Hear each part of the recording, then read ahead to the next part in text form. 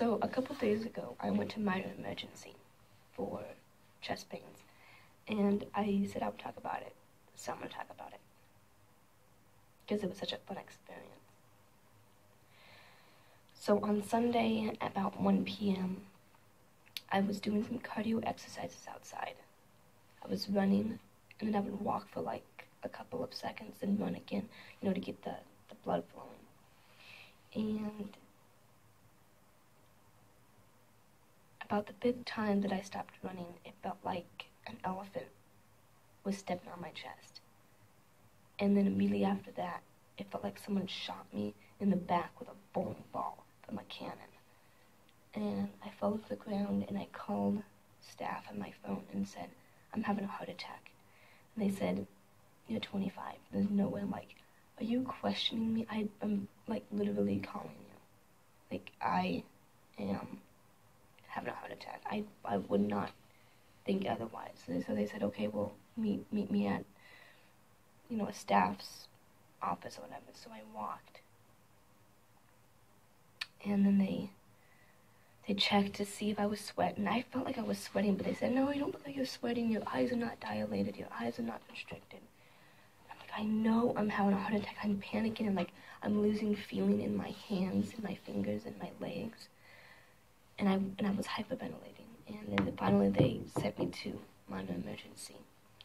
And the doctor didn't even give it a second glance. He was like, okay, we're gonna do tests.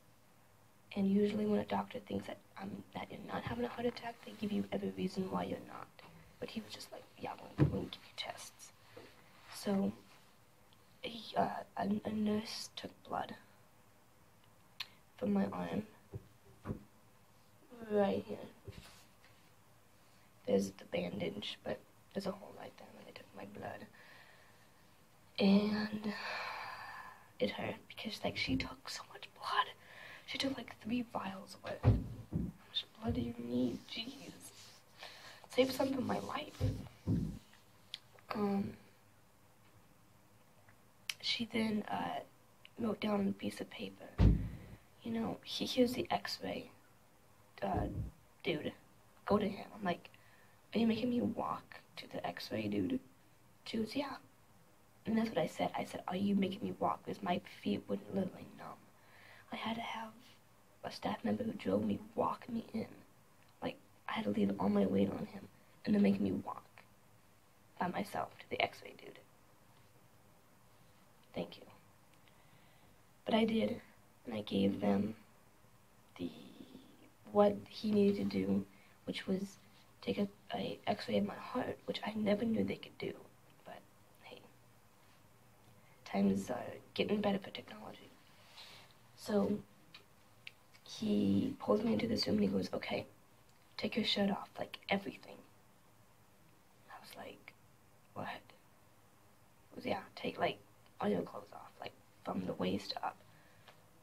And I'm sitting there looking at him and you're kidding me, right? And he goes, but you can wear this gown. I'm like, well, you should have said that in the first place, because I'd much rather die of a heart attack than for you to see me topless. He laughed. And I put a gown on, and I stood in front of this plate. And he took some x-rays. And then he told me to follow him.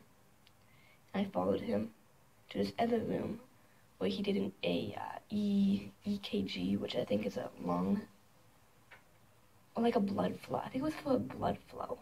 Yeah, an EKG is for blood flow, to see if there's any problem where blood isn't flowing. And he put all these stickers on me, here, on my legs, on my arm, and on my side, right here, down here. And then he turned it on, and he said, okay, we're done. Then he made me get up, made me put all my clothes back on, and then I waited in the waiting room. And by this time, it's probably been about 45 minutes, and I'm just I want to go home, And I started calming down by that point.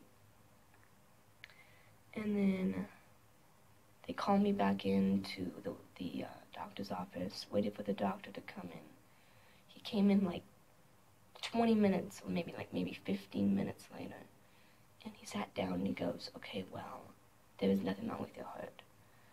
And I was relieving, because I was so afraid that I had a heart attack. He goes, there's nothing wrong with your heart, your lungs are fine, your blood flow is great, your diet is great. And he goes that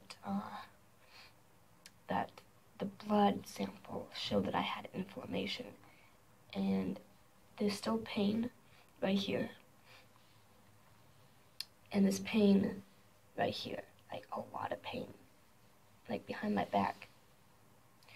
And he said that I probably have a sprained or fractured rib, two ribs that are fractured or sprained. And he said that when I was running, I probably set it off, because he says I probably fractured it or sprained it, and because I haven't run much, that when I ran, it, you know, the lungs, I can't do that. I can't, like, breathe in that much. And he prescribed me ibuprofen. I'm like, if it's a fractured rib, where's my Norco? Where's my Oxy? But he said just take ibuprofen, which Job Corps doesn't hold ibuprofen. They just hold, I can't pronounce it, but it's like Tylenol. And Tylenol doesn't help with inflammation. And then the doctor also discovered that I am very anemic, which means I have low on iron. He goes, do you know why you would think you're low on iron?